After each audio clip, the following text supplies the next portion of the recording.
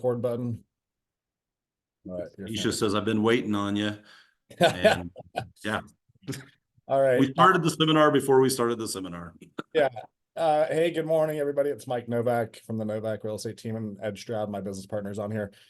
We do this mastermind in the Build Mastermind every Thursday at 10 a.m. Pacific, 1 o'clock Eastern time, I think that is. I'm having some weird technical issues and my camera's not on, so I apologize for that, but you guys get a look at Ed's beautiful face today instead. So lucky you.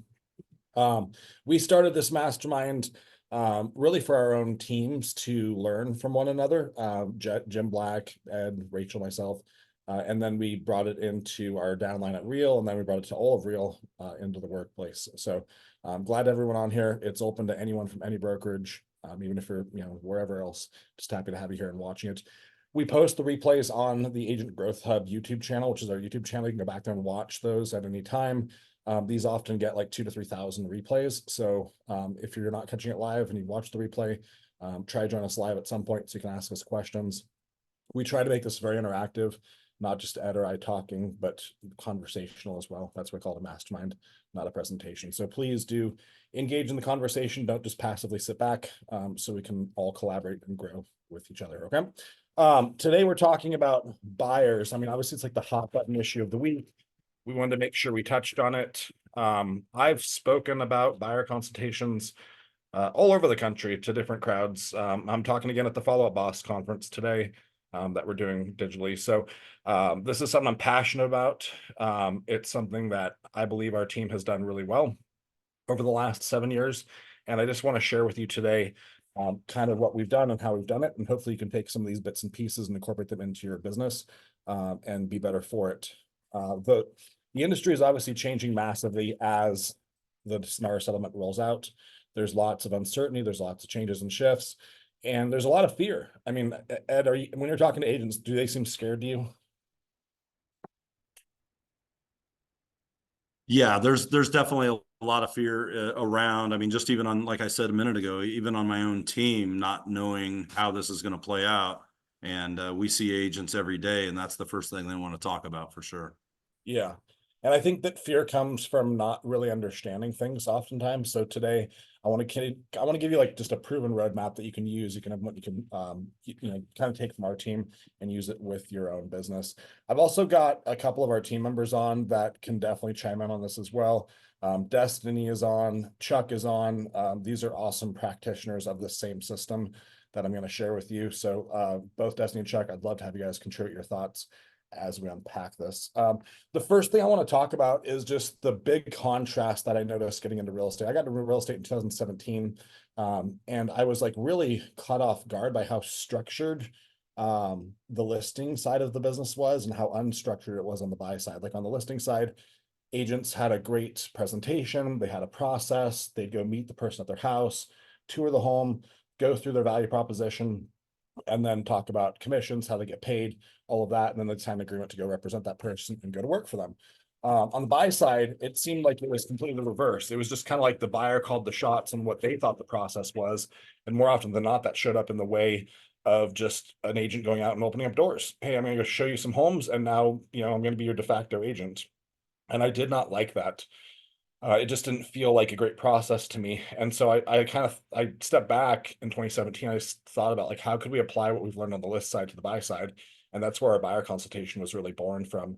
I wanted to make sure we had a defined process. I want to make sure that we set clear expectations with buyers, that we had an agreement to work with these people and represent them, and that we're on the same page before we began just like showing them houses. So that's kind of how this process was born. Also in 2017, my wife, Rachel, and I split up our business. She focused just on listings. I focused just on buyers, and I went super deep on this. I just started taking listings in the last couple of years. I previously just only worked with buyers and developers. And so this is something that I've just done hundreds and hundreds of times and kind of broken down to a science. So I wanted to share some of my slides with you guys just so you have a little bit of a visual. Oh, the host disabled participant screen sharing. Real, can you guys make me a host so I can share? Did that do it? Yeah, that did it. Are you the host? I don't know. I just went in and tried it, so I guess it's working. Awesome. Can you see my screen okay, Ed? Yep, sure can. Okay, awesome. These were a couple of the myths that I was told getting into real estate, list to last. Like if you want to make it in real estate, you dang well better be a listing agent because buyer agents come and go and it's not a sustainable business. I was told that if you want to be a top producer, you have to just work with sellers, you know, that you can't work with buyers. You're too good to work with it well on the buy side. And then I got told also that new agents are really the people that should work with buyers. Like, you know, the experienced agents go on the list side, the newer agents, they cut their teeth on the buy side. And there's slivers of truth to each of this, but most of this is just quite frankly bullshit. And it's not the whole story. The reality is you can build a massive, massive business on just the buy side if you want to. And a really healthy business is kind of a combination of both the buy side and the list side. But you can build a massive, very, very good business if you can nail your buyer process and if you can add some leverage around you, like showing partners. I've personally sold over $40 million a year in real estate just on buyer transactions. So what I'm sharing with you works and it's been tested and proven. The next thing I want to talk about is how to set the consultation. And the reason I want to talk about this is because there's a major skill gap in our industry. And Ed, I don't know if you agree with this or not, but agents are good at setting home touring appointments. They're very bad at setting consultations. Is that something that you think is a fair assessment? Ed, are you there? Ed, did I lose you? I think I lost Ed. I will say yes, Fred. At least I know somebody is there. Okay, well, I guess we lost him. Anyways, how do you set a consultation? You really got to understand the person's motivation at a deep level, first of all. You got to get to the reason they're wanting to buy a home as soon as possible and not just talk about the house. The second thing you got to get to is talk about and make a personal connection with them. I've learned that typically people buy and sell real estate when big life decisions are happening or life events like divorce, death, having a new kid, things like that. And so if you can understand why they're wanting to possibly look at homes, possibly make a move, you're going to connect them at a much deeper level. And then the last part of it is just simply if they're qualified. And if you understand they're qualified, then that's going to help you set better consultations. You're not meeting with people that are not actually able to buy a home. You're not wasting time on those people. The best way to qualify people is to find out their current living situation. That's what I've found, and try to draw payment relevancy between what they're paying right now for a home to rent versus what it would cost to buy in your market. So like in our market, we know that you need to spend about $4,000 a month for a mortgage just for like a normal basic house. So if you're renting anywhere close to that number, we feel pretty good about that. If you're renting and you're paying $2,000 a month, we have some concerns that we'd want to talk about further. So make sure you understand their current living situation. If they own a house, that makes a lot of sense. If they're renting and they're paying a similar price to your market to own a home, that makes sense as well. But we're looking for those big three things: the motivation, the personal connection, and they're qualified to set the consultation. After you've understood those things, I like to ask a question, and this question really forces the call to go one of two ways. It's either going to turn the call into a nurture. We're going to follow up with this person later, or it's going to tee you up to set a great appointment. And so that question is just simply this. And the time to ask this question is when the conversation starts to kind of feel like you're not really sure where it's going to go. Like, where is this going? Is this going to go to an appointment? What am I doing here? When you start feeling that way on the call, it's a great time to ask the question. The question is simply this. Chuck, if the ideal home came on the market in the next 30 days, would you want to go look at that home or would you pass up on that opportunity? And if you think about that for just a second, it's a powerful question to ask because it's very simple. The question I see most agents ask is, when do you want to make a move? And that is not a great question for a lot of reasons. It's kind of overwhelming. Chuck, when I ask if you want to make a move, like what's your reflex instinct on how to answer that? Nobody really wants to make a move. Well, you don't know, right? Like Yeah, there's so many variables and unknowns, so you have no idea on how to answer that question, right? right. Moving's a lot of work. If you just ask them, would you want to go look at the home? That's a very simple question to understand and to answer, right? Doesn't require a lot of thought. If they say yes, I'd go look at the house, then great, go ahead and set the appointment. If they say no, I wouldn't, then make sure you go deeper and ask them a follow-up question like, okay, I understand maybe it's too soon. Tell me why you wouldn't want to go look at that home. And then challenge them to think a little bit on that. Maybe that call turns into a nurture, maybe not. If they say yes, hey, Mike, I do want to go look at that home, then go ahead and close the person, set the appointment. And the close that I like I'm not like a robotic scripter. I just kind of say things as they come up in my head, and very quickly. But I will say typically on the close that there's a framework that we've used that is very successful. We share in our team that I'll share with you as well. And that close is simply this, Chuck, the next step in the home buying process would be for us to meet for 20 or 30 minutes in my office so I can walk you through the home buying process from start to finish, get you up to speed in the market, and identify exactly what we're looking for in your next home. House today at 4 or tomorrow at 6. So let's think about this for just a second. I didn't call this a strategy session. I didn't call it a consultation. A strategy session to me sounds like we're selling gym memberships. Consultation sounds like something you're going to see the doctor for. We're not calling it anything. We're just articulating what we're doing. That is why it's effective. Okay. And the big three things, again, we're going to walk you through the home buying process from start to finish. We're going to get you up to speed in the market. We're going to identify exactly what we're looking for in your next home. Articulate those three things very clearly with confidence, and they're going to understand why you're going to meet. And then notice at the end, I didn't say, Chuck, how does that sound? Right? I just told you, hey, how's today at 4, tomorrow at 6? I call it the A or the B close. Option A, option B, which one's best for you? You cannot be passive in the way that you ask this question or in the way that you close the person. You got to simply just ask them which one of these 2 times is better for you. And then they'll answer the question. If they say, no, I don't like those times, or no, I'm not ready to meet, then you got to be prepared to handle that objection. Chuck, Destiny, I know you guys have role played this one a ton. Chime in with your thoughts on this close. How have you tweaked it? How does it work for you? I honestly don't tweak it really at all. It works pretty well. I use this a lot when I'm trying to set an appointment at an open house as well, not just over the phone.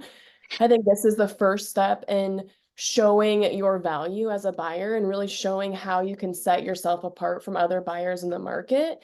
And what I guess I do tweak it a little bit. I will say something like, on our team, we do things differently than the average agent. We're actually going to invest the time up front to go over that buying process, start to finish, get you up to speed on the current market, and then really do a deep dive onto what you're looking for.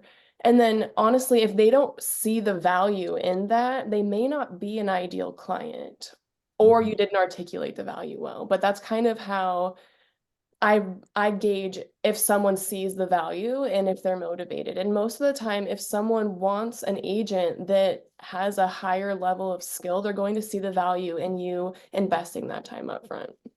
Yeah, absolutely. We've done a very careful job of articulating what our ideal client is, like you just shared, Destiny. And we know that one of the most important things for an ideal client is they're coachable, right? So is this person coachable to follow what I'm telling them is our proven process, having done this hundreds of times, right? And if they're not, of course, we're going to challenge their thinking, not just give up on them, but it's kind of a sign like maybe this isn't the ideal person. Maybe this is going to be a problem person to work with. Maybe it's not going to be the smoothest transaction. So totally agree with you on that. What about you, Chuck? Do you tweak this at all? Yep. So you just sort of said it without saying it to the client. Let me turn on my camera so you can see to the client, the ideal client, because what we don't want to do is we don't want to work with everybody.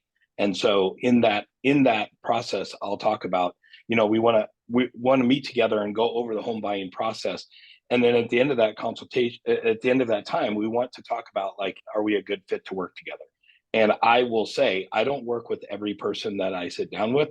And this is a really important decision for you. So, we need to do this. I also add, typically, I don't want you to have any surprises in this time. Surprises are great for birthdays, but they're terrible in real estate. And so we need to make sure that you don't have any surprises while we're going through this process. So that's really about the only thing that I add. Got it. I like that a lot. Those are good tweaks, and Chuck set lots of buyer consultations. So I love that you've made it your own a little bit. After I set the consultation, I will send them a couple of videos to watch, just to build up more trust and to establish more value before we meet. The first video is the 4 phases of buying a home. It just kind of breaks the process down in about a 3-minute video. And the second video is why work with our team? Like, what do we do that's different? And what I like to do is just get them to watch those videos. I let them know they're coming before the meeting, and I ask them to watch them just so that they better understand what to expect and they have a little bit more trust as they walk in that room. I like to win the room before I even walk into it. If they've watched your videos, they're going to feel much more comfortable with you than if they have not. So make 1 or 2 videos, send those to the people when you set the buyer consultation. Your show rate's going to be a lot higher and your sign rate's going to be a lot higher as well. That brings us to the next slide, if my computer will work. The anatomy of a great consultation. So this is kind of how I break it down. You guys got to remember that I'm a 99D, so my consultations are on the quicker side of things. With Chuck, this might be like twice as long. I typically spend about 10 minutes just connecting with the person. Like I don't just jump into presentation mode. I sit down with them and I just connect and understand where they're at in life, what their goals are. I kind of reaffirm what I know from the phone call or what I learned from the ISA that set the appointment in their notes. I don't just like open up the buyer's guide and jump right into it. So I spent about 10 minutes connecting. The second part is the going through the buyer's guide. Like I pull up the buyer's guide. We wrote ours about 7-8 years ago. We continue to tweak, adjust, and enhance it. And I will go through about 5 or 6 pages of that. I'll show you guys a few pages of that today. And then the last 5 minutes are just signing the person. So you can do these in as fast as half an hour, but typically about 40 minutes seems to be a little bit more on the realistic side of things. And it could go up to an hour, hour and a half if the person likes to talk or likes to listen to you talk. This is what we call the high level view of buying a home, kind of like the meat and the potatoes of our buyer consultation. And this is in our buyer's guide. This is where I spend the bulk of the time as I'm kind of walking them through that 20-minute part. So I just will say something like, I break the process down into a 4-phase approach on buying a home. The first phase is the preparation phase. We're really getting ready to buy a house and getting a game plan together. That's what we're doing today. The second phase is the home search phase. We're out actively looking for properties. The third phase is the offering phase. We're putting offers in on homes. And the fourth and final phase is what I call contract to close. It's basically what happens from when you get your offer accepted to when you get keys in possession of the home. So jumping into phase 1, first step is just to meet with me face to face, for me to get to know you better, for you to get to know me better, and to make sure I'm going to be a good fit to help you and represent you as an agent. The next step is going to be to go over the home buying process. That's what we're doing today. Just make sure you know what to expect before it's going to happen. Like Chuck said, we don't like surprises. We want to make sure you know what to expect before it's going to occur. Buying a home is a very big financial decision. We just want to make sure that we know exactly what to expect during this process at each step along the way. The next step is to identify the must-haves and the locations. The must-haves are the non-negotiable features you have to have in the home. If the home did not have that feature, you would not be interested in. Those would be like hard stop deal killers. And so let's talk about 3, 4, even 5 things that are really, really important to you about the home. And you guys are going to notice that people sometimes have like 1 or 2, or sometimes they have like 10, and you have to kind of distill that to just the most important ones, because you got to balance the reality of their budget and everything else like that. I kind of break it down to must-haves and nice-to-haves. Nice-to-haves are like bonuses, where if the home has that feature, it's awesome, like a fenced backyard. But if it doesn't, it's not a deal killer.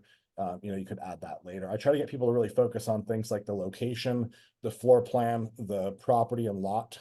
Those are kind of things that are really hard to change later. But things like floor coverings, countertops, paint, landscape, I try to remind them that those are things that are very easy to fix or change later as they live in the house, and to not let that get in the way of getting their ideal home.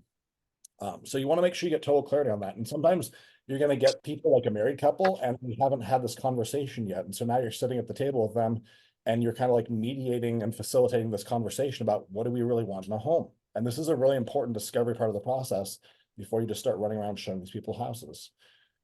We also talk about location. Like in our market, the prices range quite a bit depending on location. And so their budget often will dictate where they can look at and where they cannot look at. We're in Washington State, so the closer we get to Seattle, the more expensive things get. And the further we get away from Seattle, the cheaper things get. So I just go over that with them. We try to kind of identify geographical limits, like what's the furthest north we're going to go, what's the furthest south, what's the furthest east and west, and then we'll set that up as the search. The next step is to sign the buyer agency agreement and the professional services agreement. That's the agreement between you and myself. I can be your real estate agent, show you homes, and represent you in a transaction. And then the next step from there is to get pre-approved for your mortgage. I'll connect you with a local lender. They can help you get pre-approved and figure out exactly how much your payment is going to be at different purchase prices. It's a very important part of the process before we start looking at homes.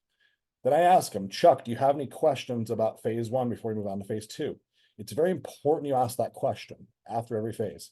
If you don't ask that question, what you're going to do is you can get to the end of this and they're going to have all these objections, especially on the buyer agency agreement. So you just want to address that right out of the gate. Is that something you do as well, Chuck?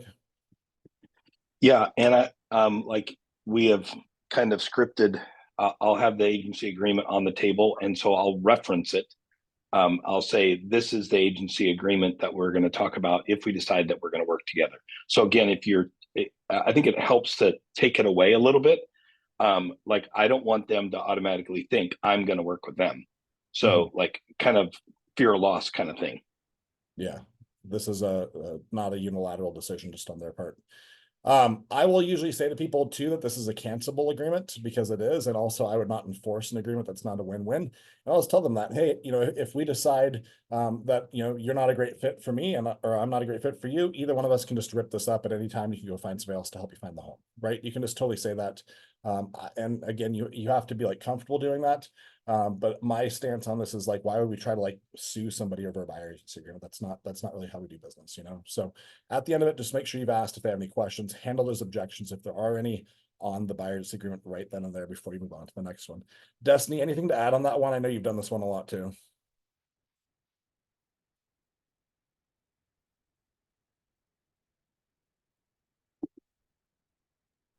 I don't see her. I also add some kind of language like we understand this is a really important decision for you. And so we want to make sure that we are a good fit.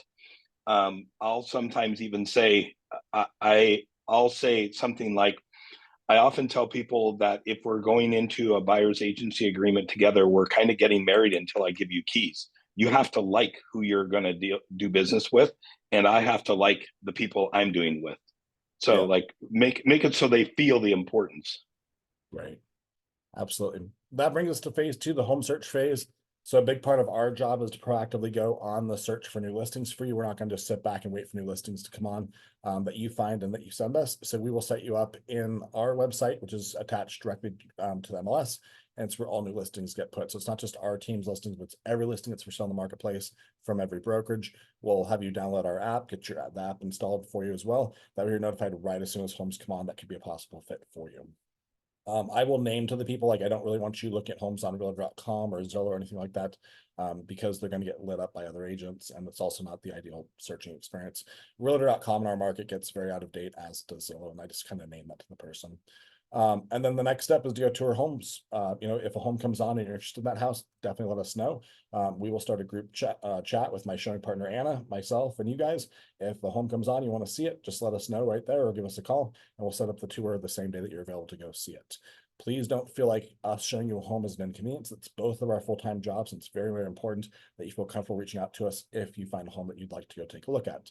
I also don't love my clients going to open houses because you're going to have the listing agent there potentially. Could make you feel very pressured. They might be asking you a lot of questions. There could be other buyers there. It's better just go on a private home tour when you're available, not simply when the home is open for everyone to go take a look at. And then from there, I want you to fall in love with the home. Buying a home, like I've said multiple times, is a very big financial decision. I just want to make sure you're going to love the house you're going to buy. If we go into the home, you don't feel in your gut and your heart like this is the right house, please don't offer on that home. Wait until we find the home that you guys both feel that way. Okay. You'll know it when it's the right one.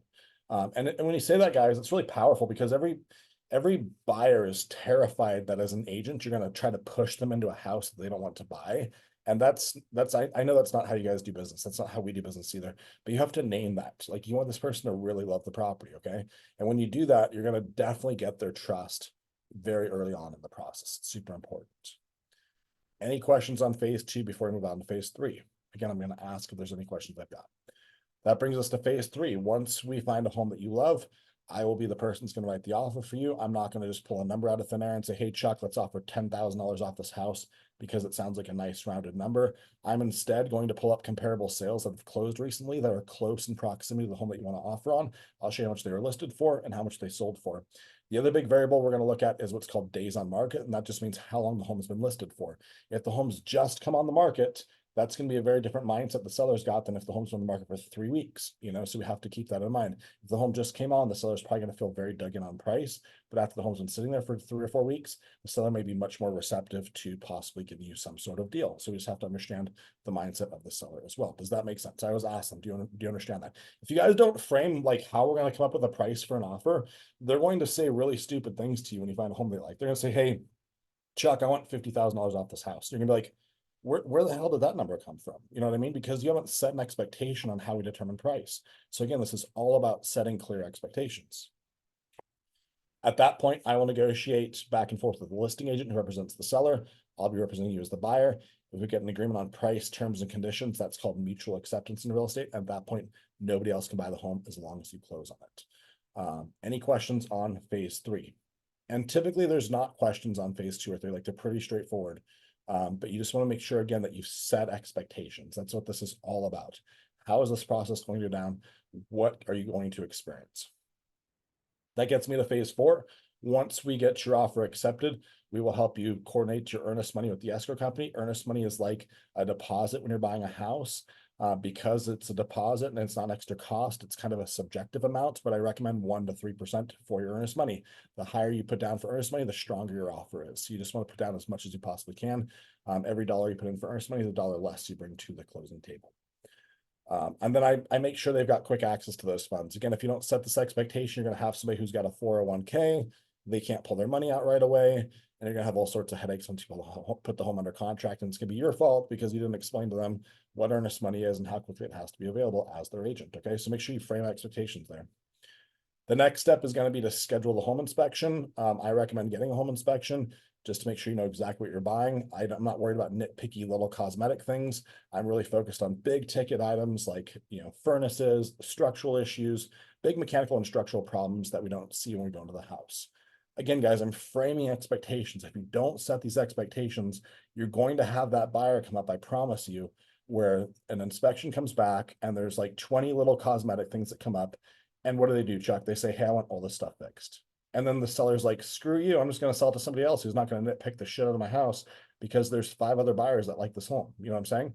So you have to set expectations on what an inspection is and also what it is not. Super, super important, okay?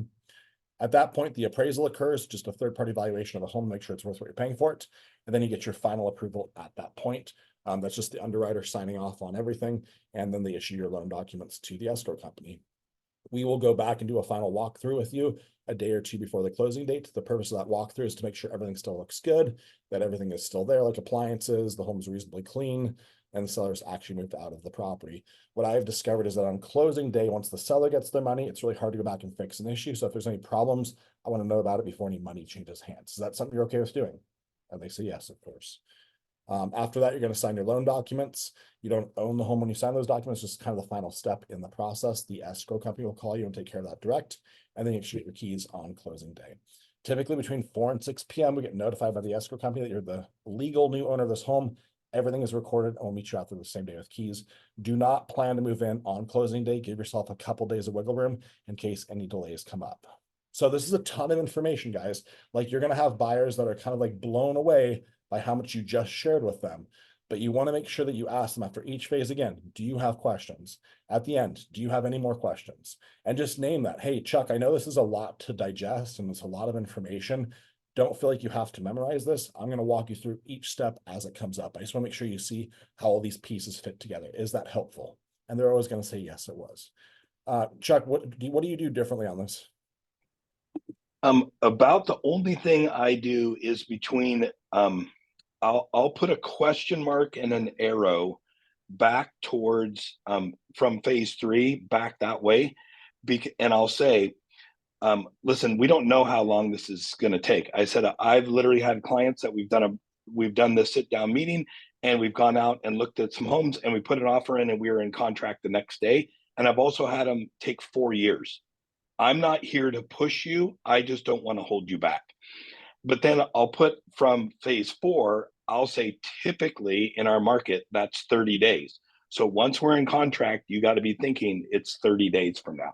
So I just kind of give them a time frame, and I also want them to understand I'm not in a hurry to make them find a house. Sure. No, I love that. Dave, what do you do differently? That's a good question. So a lot of what I'm doing is really setting the expectation. I'm kind of painting a picture. So I am going through some of these that you have on here. Not all of them. Yours is more the way that it should be. And I don't like to use that word should, but it's just for lack of a term. I really set, not only am I setting expectations, but I'm letting him know that things come up. and things happen that we're not going to like. And that I'm here to guide you almost like a pilot. And when we hit turbulence, I'm going to try to minimize those bumps. And I really let them know that things are going to happen. Like we're going to get to the inspection and it's likely that something's going to come up that you don't like. And then set that expectation. So I like to bounce back and forth between the intellectual and the emotional. I like to let them know the whole time that we're going to make offers, and it's more than likely that we're not going to get 2 or 3 of the accepted that we're putting in. So along with the expectations, I'm letting them know that we're going to get knocked around a little bit, especially in the local Chicagoland market. Yep. I love Thank that. you for asking. I love, you said the emotional and the logical, right? Is that what you said? Did I hear that right? Yes, Mike, I do a lot of going back and forth with that because I feel like that is the masculine and feminine. That is the yin and the yang. That is the polarity of the whole buying and selling process. It's up here and down here.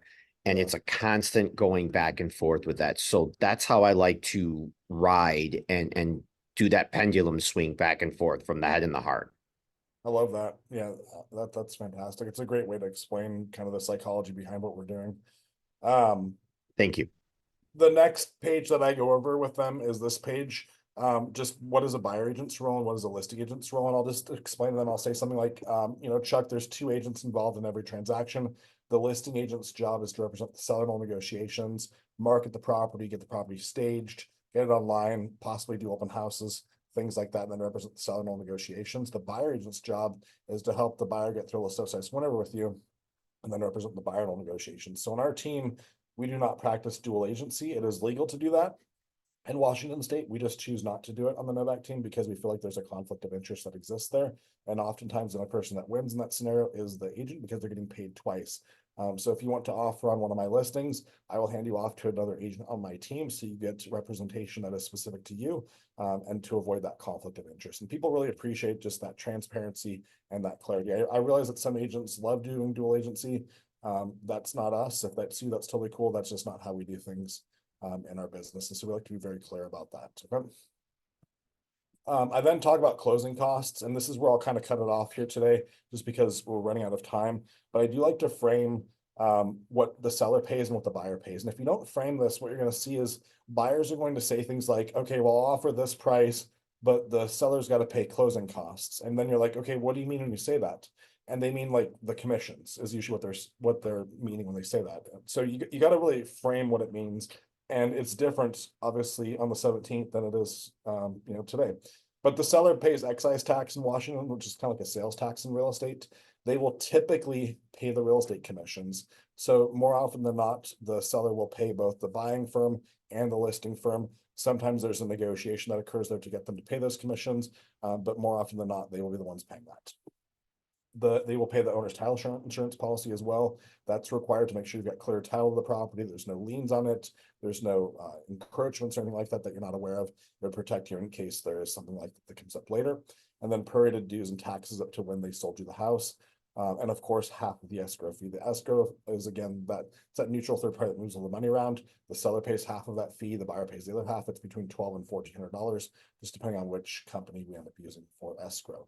So a total amount for sellers is typically 8 to 8.5%, because excise tax is about 1.5%. And so it's pretty expensive to sell a home in Washington State. That's why you want to live in the home for at least 3, 4, 5 years before you even think about selling that house so you don't lose money. On the buyer side, I tell my clients to budget 1.5 to 2%. And most of that is really going to be lender fees, things like the appraisal, prepaid taxes, prepaid insurance, loan origination fees, credit reporting fees, the appraisal, things like that. So the lender can give you a very specific quote on how much your closing costs will be. The fee that you're going to pay us direct is what we call our professional services fee. That covers our compliance, that covers our insurance. It's $495. You do not pay that until closing. You're also going to pay the recording fee, which is typically a couple $100s. And like I said, half of the escrow fee. The buyer pays half, the seller pays the other half. You're going to be responsible for paying lender's title insurance policy. Your lender will require that. That's typically about $1,500, depending on how much the home is going to be and how big your mortgage is.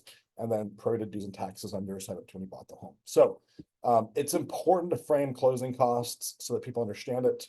Otherwise, again, you're gonna get some really weird questions coming out when it's time to go offer on a home. This is all about framing expectations. Chuck, is there anything you want to add on the closing costs or the agency rules?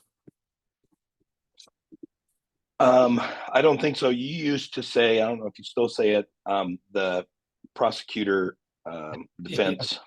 Yep. I will, what Chuck's referring to is I will use the example of kind of a law situation. I'll say something like talking to the to the listing agent direct is like talking to a prosecutor when you need a defense attorney.